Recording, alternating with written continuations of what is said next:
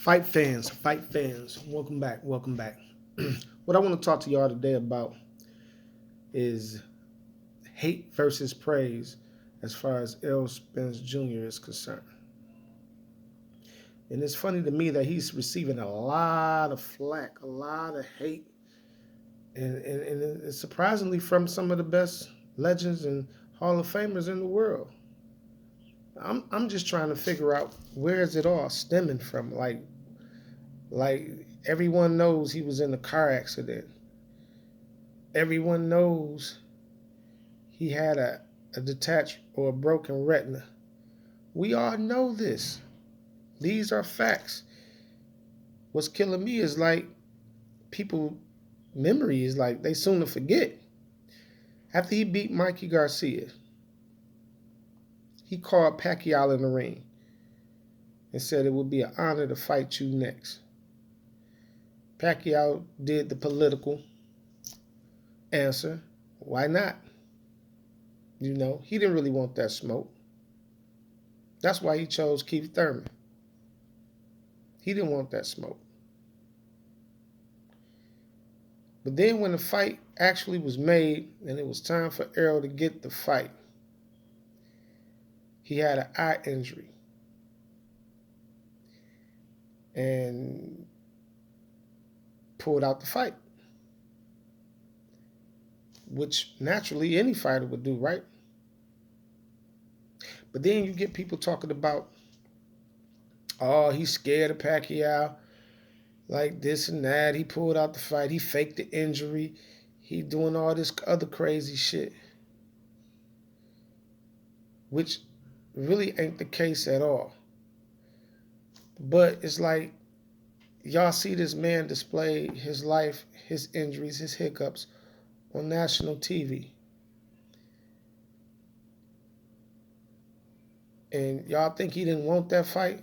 You ain't think he wanted Pacquiao's name up under his belt as a stamp? It's just crazy how everybody hating on Earl. And nobody's giving him the praise he deserves. That man took a 2-year layoff after a car accident.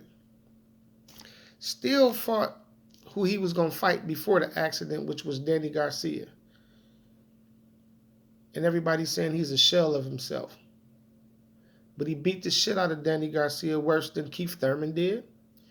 Worse than Sean Porter did. And y'all ain't giving him his props or respect. Y'all not praising him for that. When you got healthy fighters, healthy, naturally healthy, take a layoff, come back, oh, I need a tune-up. I need a tune-up. I need to fight this person before I fight you. Or I got to do this before I fight you. For instance, Keith Thurman. He fighting a blown-up lightweight. And he get more tune-ups than anybody in the damn world. You know, after his little elbow injury and everything, this man was in a car that flipped over don't know how many times. Got thrown from the car, took a layoff, came back, got right back on this grizzly. Did what he said he gonna do. Made got the Pacquiao fight, couldn't do it because he had another injury. You know what I'm saying? He wanted to do that. That's why he's fighting Ugas next. Give that man some respect and praise. Everything he said he was going to do even before the Carol Brook fight, he's still holding true to his word, despite all his hiccups and unfortunate situations. He's fighting the best out there. He's chasing belts. But y'all Terrence Crawford fans love this nigga last Wednesday draws, and he ain't fighting nobody. He ain't fighting nobody. Fought Sean Porter. He really didn't want that fight. How many times he said the Errol Spence fight is past him? The Errol Spence fight is past him. He ain't on that no more. And all this. I don't want to fight Errol. I want to move up to fight Charlo. He said all this other shit. But y'all not taking what he says out his mouth into consideration. He really don't want the fight. Errol told you what he wanted to do from day one. I want to unify the welterweight and move up. And despite all the shit he been through, he's still keeping his fucking word. When he got all rights to have a tune-up fight. But I know the mentality of Errol, and I understand where he's coming from. He thinking like, well, shit, I done already had these long layoffs. Let's just get back to it. Let's get back on the Grizzlies. Let's get these belts.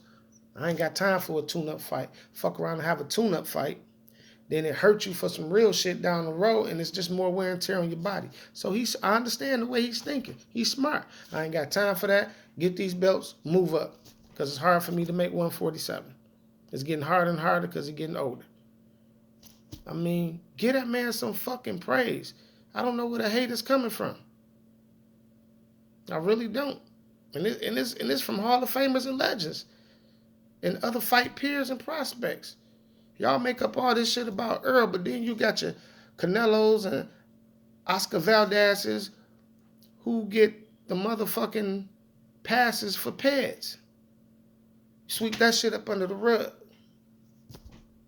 Come on, y'all. Open y'all fucking eyes. Terrence the one don't want the fucking fight. Errol just kept saying we'll see. Because he's know ultimately it's not up to him. Both fighters got to agree. It's not up to him. So y'all need to lay off my fucking nigga and respect what he's doing and what he's done and doing. He going after another fucking belt right now. While y'all talking shit about him. He's doing exactly what he set out to do before he even got the belt from Kale. And he's still on course. So leave my nigga alone, man. Quit fucking with Earl. And he's the most humble, respected guy. It's funny how humble and respected and loved Pacquiao is. But we don't do that for our own American fucking fighters. Errol ain't out there cussing and making scenes and talking shit like Charlos and all of them, even though, you know, he got one of them as stablemate. He's not doing that. He on another level. Give that nigga respect, man.